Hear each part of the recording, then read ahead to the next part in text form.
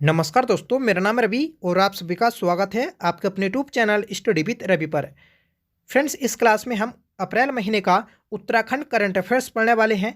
दोस्तों, सभी question important और सिलेक्टेड हैं जो आपकी परीक्षा में सीधे देखने को मिल सकते हैं। फ्रेंड्स, अगर आप अप्रैल महीने का उत्तराखंड करंट अफेयर्स पढ़ना चाहते हैं तो आप वीडियो के एंड तक बने रहिएगा और इस क्लास की पीडीएफ चाहिए तो आप टेलीग्राम चैनल को ज्वाइन कर सकते हैं, जिसका लिंक आपको वीडियो को डिस्क्रिप्शन बॉक्स में मिल जाएगा। तो चलिएगा शुरू करते हैं दोस्तों आज की अपनी इस क्लास को, जिसका पहला क्वेश्चन रहेगा कि उत्तराखंड में मानस खंड यात्रा की शुरुआत होगी। तो दोस्तों, उत्तराखंड में मानस खंड यात्रा की शुरुआत की जाएगी जागेश्वर धाम से। सही आंसर रहेगा ऑप्शन ए। तो आपको याद रखना है कि उत्तराखंड के मुख्यमंत्री पुष्कर सिंह धामी ने दोस्तों घोषणा की है कि उत्तराखंड में चार धाम यात्रा की तरह मानस खंड यात्रा की शुरुआत की जाएगी, जिसका स्टार्टिंग पॉइंट दोस्तों जागेश्वर धाम रहेगा। बढ़ते हैं नेक्स्ट क्वेश्चन की ओर और बताना है उत्तराखंड के किस जनपद में माउंटेन म्यूजियम, पर्वतीय संग्रहालय, प्लेनेटोरियम, तारामंडल का निर्माण किया जाएगा। सही आंसर है ऑप्शन सी, पौड़ी गढ़वाल। पौड़ी गढ़वाल में माउंटेन म्यूजियम और प्लेनेटोरियम का निर्माण किया जाएगा। फ्रेंड्स, उत्तराखंड के राज्यसभा सांसद हैं अनिल बलूनी। उन्होंने अपनी सांसद निधि से लगभग 30 करोड़ रुपए खर्च कर इसे बनाने का निर्णय लिया है। अगला प्रश्न रहेगा कि उत्तराखंड राज्य के विधानसभा सदस्य चंदन रामदास जी का हाल ही में आकस्मिक निधन हो गया। उनका विधानसभा क्षेत्र था। तो दोस्तों, ये एक विधायक थे। ठीक है, इनका विधानसभा क्षेत्र है बागेश्वर। ठीक है, तो सही आंसर है ऑप्शन बी। बागेश्वर जो विधानसभा क्षेत्र है यह दोस्तों एससी के लिए आरक्षित है और यहाँ से दोस्तों लगातार 4 बार यह विधायक रहे हैं। ठीक है, और फ्रेंड्स, ये राज्य कैबिनेट में परिवहन एवं समाज कल्याण मंत्री भी थे। ठीक है, और इनका जो जन्म हुआ था तो वह 10 अगस्त को हुआ था 1957 में। अगला क्वेश्चन रहेगा कि सामाजिक प्रगति सूचकांक 2022 की रिपोर्ट में उत्तराखंड को कौन सा स्थान प्राप्त हुआ है। तो सही आंसर रहेगा ऑप्शन सी, 16वां स्थान। ठीक है, तो सामाजिक प्रगति सूचकांक 2022 की रिपोर्ट में उत्तराखंड को 16वां स्थान प्राप्त हुआ है। अगर दोस्तों इस रिपोर्ट में से ठीक है जो केंद्र शासित प्रदेश हैं अगर उन्हें निकाल दिया जाए तो उत्तराखंड का जो स्थान रहेगा तो वह 10वां स्थान रहेगा, जो 28 राज्य हैं उनमें। ठीक है, और फ्रेंड्स, इस रिपोर्ट में जो पहला स्थान है तो वह पुडुचेरी का है और दूसरा स्थान दोस्तों लक्षद्वीप का है और तीसरा स्थान जो है तो वह गोवा का है। ये सभी आपको याद रखना है। अगला प्रश्न है कि भारत की संसद में डॉक्टर बाबा साहब भीमराव अंबेडकर जयंती के अवसर पर आयोजित कार्यक्रम में भाषण देने वाली स्वाति नौटियाल उत्तराखंड के किस जनपद की निवासी हैं। तो फ्रेंड्स, स्वाति नौटियाल ये उत्तरकाशी जनपद की हैं। सही आंसर है ऑप्शन डी। 14 अप्रैल को दोस्तों बाबा साहब भीमराव अंबेडकर की जयंती होती है। ठीक है, और इसी के अवसर पर दोस्तों स्वाति नौटियाल ने भारत की संसद में भाषण दिए हैं। अगला क्वेश्चन रहेगा, हाल ही में किस व्यक्ति ने कहा कि गुंजी गांव सीमा पर स्थित अंतिम नहीं प्रथम गांव है। तो ये कहा है दोस्तों अजय टम्टा ने। राइट आंसर रहेगा ऑप्शन सी। तो हाल ही में दोस्तों अप्रैल 2023 में सांसद अजय टम्टा ने चीन सीमा पर स्थित गुंजी गांव में एक 100 फीट ऊंचे तिरंगे झंडे का लोकार्पण किया था और इसी अवसर पर दोस्तों इसे अंतिम नहीं प्रथम गाँव बोला था। ठीक है, गुंजी गांव को दोस्तों केंद्र सरकार वाइब्रेट विलेज की योजना के अंतर्गत विकसित कर रही है, ये भी आपको याद रखना है। ठीक है, अगर आपसे पूछा जाए कि केंद्र सरकार की वाइब्रेट विलेज जो योजना है तो वह किससे संबंधित है, तो यह दोस्तों सीमावर्ती जो गांव हैं, जो क्षेत्र हैं, उनसे संबंधित है। ठीक है, अगर आपसे पूछा जाए कि वाइब्रेट विलेज योजना कब शुरू की गई थी, ठीक है, तो वह दोस्तों 2022 में शुरू की गई थी। ठीक है, और फ्रेंड्स, जो माड़ा गांव है, माड़ा गांव को भी प्रथम गांव की संज्ञा दी गई है। पहले उसे दोस्तों भारत का अंतिम गांव बोला जाता था। ये बात जो बोली है दोस्तों प्रधानमंत्री नरेंद्र मोदी ने बोली है अक्टूबर 2022 में। अक्टूबर 2022 में दोस्तों चमोली में स्थित माड़ा गांव को प्रथम गांव बोला गया। अगला प्रश्न है, किस योजना के तहत उत्तराखंड के 142 स्कूलों को विकसित करने के लिए चुना गया है। राइट आंसर है ऑप्शन ए, पीएम श्री योजना। पीएम श्री योजना के तहत दोस्तों उत्तराखंड के 142 स्कूलों को चुना गया है विकसित करने के लिए। ये स्कूल दोस्तों 5 साल के लिए चुने गए हैं, ये आपको याद रखना है। हर साल दोस्तों हर एक स्कूल को 40 लाख रुपए की धनराशि दी जाएगी। इसमें 113 स्कूल जो है माध्यमिक स्तर के हैं और 29 स्कूल दोस्तों बेसिक स्तर के हैं। सर्वाधिक स्कूल जो चुने गए तो वह दोस्तों उधम सिंह नगर के चुने गए हैं 17, और सबसे कम जो चुने गए हैं तो वह रुद्रप्रयाग जनपद के चुने गए हैं। बढ़ते हैं नेक्स्ट क्वेश्चन की ओर कि राज्य के किस जिले में FM ट्रांसमीटर का उद्घाटन किया गया। तो दोस्तों FM ट्रांसमीटर का जो उद्घाटन किया गया है तो वह उत्तरकाशी में किया गया है। तो इस क्वेश्चन का सही आंसर रहेगा दोस्तों ऑप्शन सी। अगला क्वेश्चन रहेगा कि उत्तराखंड सरकार द्वारा पॉली हाउस बनाने के लिए कितने रुपए के बजट का प्रावधान किया गया है। तो पॉली हाउस बनाने के लिए दोस्तों जो प्रावधान किया गया है तो वह 304 करोड़ रुपए के बजट का प्रावधान किया गया है। तो राइट आंसर रहेगा ऑप्शन सी। अगला क्वेश्चन है बेणी सेना का संबंध किससे है। तो फ्रेंड्स बेणी सेना इसका संबंध है स्वच्छता से। राइट आंसर है ऑप्शन बी। बेणी सेना जो विकसित की गई तो यह दोस्तों हल्द्वानी नगर निगम में विकसित की गई है, जो दोस्तों घर घर जाके कूड़े को लेगी। ठीक है, तो सही आंसर रहा हमारा ऑप्शन बी।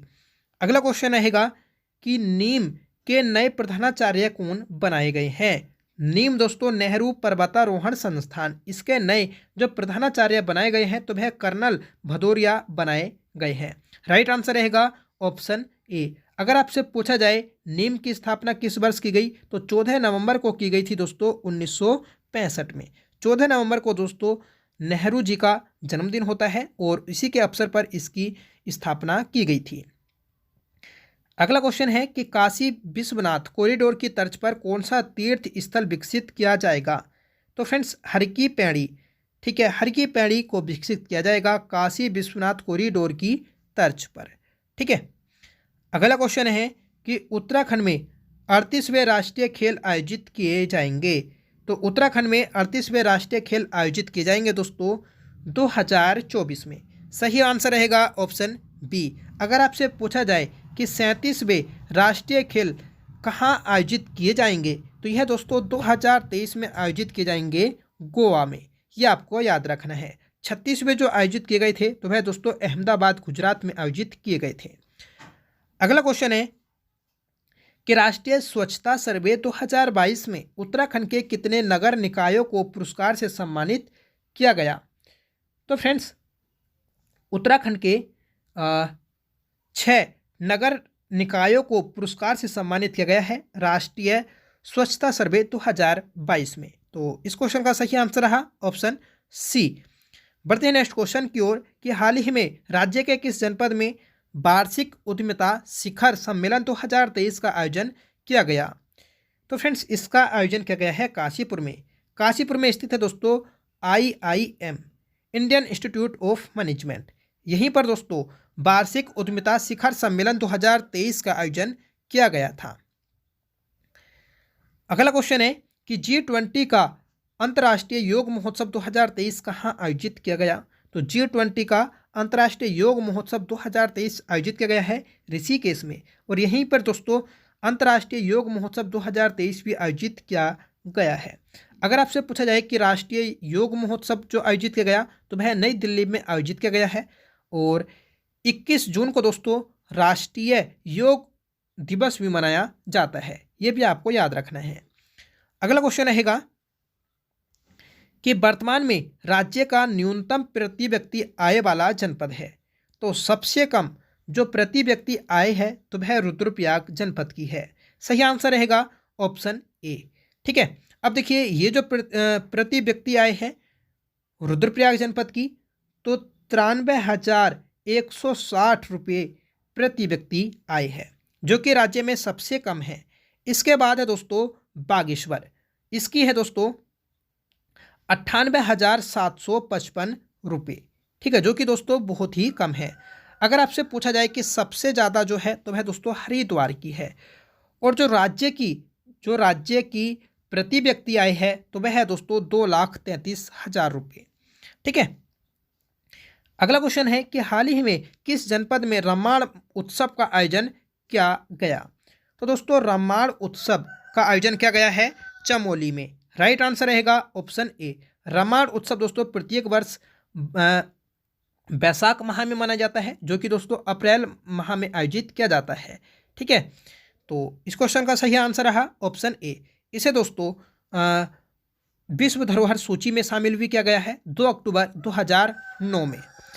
अगला क्वेश्चन रहेगा कि हाल ही में किस जनपद में ब्लाइंड क्रिकेट टूर्नामेंट का आयोजन किया गया। तो ब्लाइंड क्रिकेट टूर्नामेंट का आयोजन किया गया है दोस्तों हरिद्वार में। राइट आंसर रहेगा ऑप्शन ए। महत्वपूर्ण क्वेश्चन है, आपको याद रखना है, एग्जाम में पूछा जा सकता है। फ्रेंड्स, सभी क्वेश्चन इंपॉर्टेंट और सिलेक्टेड हैं, आप बस वीडियो के अंत तक बने रहिएगा। उम्मीद करता हूं दोस्तों आज की क्लास आपको जरूर पसंद आएगी। ठीक है, और अभी तक आपने वीडियो को लाइक नहीं किया तो प्लीज़ वीडियो को लाइक कर दीजिएगा। तो अगला क्वेश्चन है कि उत्तराखंड के किन 2 जनपदों में देश के पहले PM-FM स्टोर खोले गए हैं। तो दोस्तों PM-FM स्टोर जो खोले गए हैं तो वह नैनीताल और देहरादून में खोले गए हैं। तो राइट आंसर रहेगा ऑप्शन ए। ठीक है, राष्ट्रीय डेयरी अनुसंधान द्वारा गिर नस्ल की पहली क्लोन मादा का नाम उत्तराखंड के किस नदी पर रखा गया। राइट आंसर रहेगा ऑप्शन बी, गंगा नदी पर।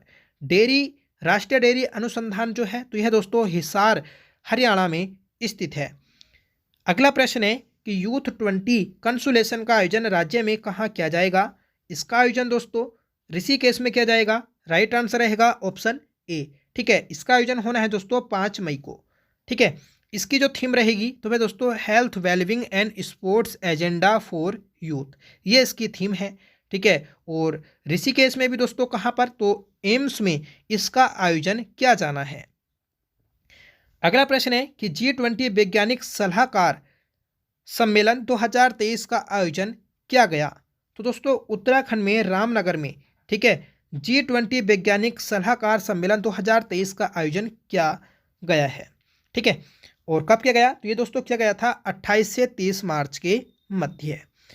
आपको याद रखना है कि 18वां G20 शिखर सम्मेलन भारत में आयोजित किया जा रहा है। ठीक है, भारत इसकी अध्यक्षता कर रहा है, ये भी आपको याद रखना है। अगला क्वेश्चन है कि सावित्री बाई फूले प्रशंसा अवार्ड 2023 दिया गया। यह दिया गया है दोस्तों प्रोफेसर शशि पांडे। प्रोफेसर शशि पांडे ये दोस्तों हिंदी विभाग की एक प्रोफेसर हैं DBS कैंपस नैनीताल में। इन्हें दोस्तों सावित्री बाई फूले प्रशंसा अवार्ड 2023 दिया गया है। नेक्स्ट क्वेश्चन है कि अप्रैल 2023 में किसे पर्यावरण के क्षेत्र में जामवंत सम्मान दिया गया। तो जामवंत सम्मान दिया गया है दोस्तों किशन सिंह मल्ला को। राइट आंसर है ऑप्शन ए। ठीक है, यह भी पूछा जा सकता है कि जामवंत सम्मान यह किस क्षेत्र से संबंधित है, तो यह दोस्तों पर्यावरण से संबंधित है। किशन सिंह मल्ला इन्हें दोस्तों वृक्ष पुरुष कहा जाता है, ये भी आपको याद रखना है। ठीक है, और वृक्ष मानव जो बोला जाता है तो वह दोस्तों विश्वेश्वर दत्त सकलानी को कहा जाता है। ये जो पुरस्कार दिया गया था दोस्तों ये वन मंत्री सुबोध उनियाल जी के द्वारा दिया गया है। नेक्स्ट क्वेश्चन है राष्ट्रीय डाटा के उपभोक्ता मूल्य सूचकांक के अनुसार महंगाई के अनुसार उत्तराखंड का देश में स्थान है। मतलब दोस्तों कि उत्तराखंड का देश में महंगाई के मामले में कौन सा स्थान है, ये आपको बताना है। तो उत्तराखंड का जो स्थान है देश में 4था स्थान है। मतलब दोस्तों पूरे भारत में 4था स्थान है उत्तराखंड राज्य का महंगाई के मामले में। ठीक है, तो बहुत महंगाई है उत्तराखंड में। अगर आपसे पूछा जाए कि पहला स्थान किस राज्य का है तो तेलंगाना राज्य का है। बढ़ते हैं नेक्स्ट क्वेश्चन की ओर कि राज्य में कीड़ा जड़ी संकलन केंद्र खोला जा रहा है। तो कीड़ा जड़ी संकलन केंद्र खोला जाएगा दोस्तों चमोली में। राइट आंसर है ऑप्शन ए। ये दोस्तों एक जड़ी बूटी है जो पर्वतीय क्षेत्रों में पाई जाती है। ठीक है, अगला प्रश्न है कि मत्स्य उत्पादन को बढ़ावा देने हेतु राज्य में एक्वा पार्क स्थापित किया जा रहा है। तो दोस्तों मत्स्य पालन को बढ़ावा देने के लिए एक्वा पार्क जो स्थापित किया जाएगा तो वह सितारगंज में स्थापित किया जाएगा। सही आंसर रहेगा ऑप्शन ए। अगला प्रश्न है कि इंडिया जस्टिस रिपोर्ट 2022 में न्याय दिलाने के मामले में उत्तराखंड का देश में कौन सा स्थान रहा है। तो दोस्तों इंडिया जस्टिस रिपोर्ट 2022 में न्याय दिलाने के मामले में उत्तराखंड का स्थान रहा है 14वां स्थान। सही आंसर रहेगा ऑप्शन सी, जबकि पहला स्थान है दोस्तों कर्नाटक राज्य का। ठीक है, अगला प्रश्न है कि the Chipko movement a people's history हेतु शेखर पाठक को कौन सा पुरस्कार दिया गया? तो शेखर पाठक को दोस्तों कमला देवी चट्टोपाध्याय पुरस्कार दिया गया है the Chipko movement a people's history पुस्तक के लिए। अगला प्रश्न है कि प्रधानमंत्री रोजगार सृजन में उत्तराखंड का कौन सा जनपद पहले स्थान पर रहा? तो पहले स्थान पर रहा है दोस्तों उधम सिंह नगर। राइट आंसर है ऑप्शन ए। अगला प्रश्न है कि 100% राजस्व पुलिस का हस्तांतरण नागरिक पुलिस को करने वाला पहला पहाड़ी जिला है। तो पहला पहाड़ी जिला बना है दोस्तों चंपावत, जिसने 100% राजस्व पुलिस का हस्तांतरण किया है नागरिक पुलिस में। ठीक है, रैमजे के काल में दोस्तों राजस्व पुलिस व्यवस्था लागू की गई थी। जो पटवारी होते थे तो वह दोस्तों पुलिस व्यवस्था का कार्य करते थे पहाड़ी क्षेत्रों में। ठीक है, अब इसे दोस्तों धीरे धीरे समाप्त किया जा रहा है। ठीक है, और पूरी तरह से जो समाप्त हो गया है दोस्तों तो वह चंपावत में हो गया है, जबकि पहले से दोस्तों उधम सिंह नगर और हरिद्वार में ये व्यवस्था नहीं थी। ठीक है, आप कमेंट करके बताइएगा कि रैमजे ने दोस्तों राज्य में राजस्व पुलिस व्यवस्था कब लागू की थी। अगला प्रश्न है कि पशु संरक्षण के लिए उत्तराखंड सरकार ने कार्यक्रम शुरू किया है। तो पशु संरक्षण के लिए दोस्तों उत्तराखंड सरकार के द्वारा ए हेल्प कार्यक्रम शुरू किया गया है। ए हेल्प मतलब एनिमल हेल्प। ठीक है, तो ये कार्यक्रम शुरू किया है उत्तराखंड राज्य सरकार ने। अगला प्रश्न है मार्च 2023 में उत्तराखंड का सर्वाधिक प्रति व्यक्ति आय वाला जनपद है। तो सर्वाधिक प्रति व्यक्ति आय वाला जनपद है हरिद्वार जनपद। यहाँ पर दोस्तों जो प्रति व्यक्ति आए हैं तो वह 3,62,688 रुपये प्रति व्यक्ति आए है। ठीक है, और फ्रेंड्स दूसरे नंबर पर है उधम सिंह नगर और तीसरे नंबर पर है देहरादून, जबकि सबसे अंतिम या फिर सबसे कम प्रति व्यक्ति आय वाला जो जनपद है तो वह रुद्रप्रयाग है। यह आपको याद रखना है। ठीक है, अगला प्रश्न है कि दुनिया की सबसे छोटी तितली ग्रास ज्वेल किस जनपद से प्राप्त हुई है? तो ये दोस्तों प्राप्त हुई है पिथौरागढ़ जनपद से। सही आंसर रहेगा ऑप्शन सी। और यहीं से दोस्तों कुछ समय पहले दुनिया की सबसे बड़ी तितली भी प्राप्त हुई थी। ठीक है, ये भी आपको याद रखना है। ठीक है, अगला प्रश्न रहेगा कि उत्तराखंड का सर्वाधिक भूतहा गांव वाला जनपद है। तो उत्तराखंड का सर्वाधिक भूतहा गांव वाला जनपद है दोस्तों पौड़ी गढ़वाल। सही आंसर रहेगा ऑप्शन बी। अगर आपसे पूछा जाए कि राज्य में सर्वाधिक स्थायी पलायन करने वाला जनपद कौन सा है तो वह दोस्तों अल्मोड़ा जनपद है, जो हाल ही में एक रिपोर्ट आई है उसके मुताबिक बताया गया है। ठीक है, तो ये थे दोस्तों अप्रैल महीने के 39 इंपोर्टेंट और सिलेक्टेड करंट अफेयर क्वेश्चन। सभी महत्वपूर्ण हैं जो आपकी परीक्षा में सीधे देखने को मिल सकते हैं। आई होप आपको पसंद आई होगी आज की क्लास। आपका होमवर्क रहेगा दोस्तों जिसका आंसर आपको कमेंट करके बताना होगा कि राज्य की महिलाओं के लिए सरकारी नौकरियों में कितने प्रतिशत क्षितिज आरक्षण का प्रावधान किया गया है। ठीक है, तो हाल ही में दोस्तों ये किया गया है।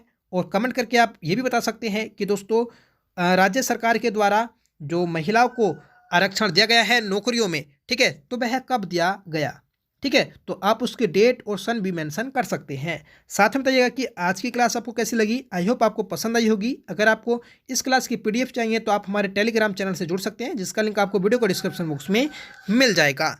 ठीक है, तो मिलते हैं दोस्तों नेक्स्ट वीडियो में। तब तक के लिए bye. Thank you so much for watching. जय हिंद।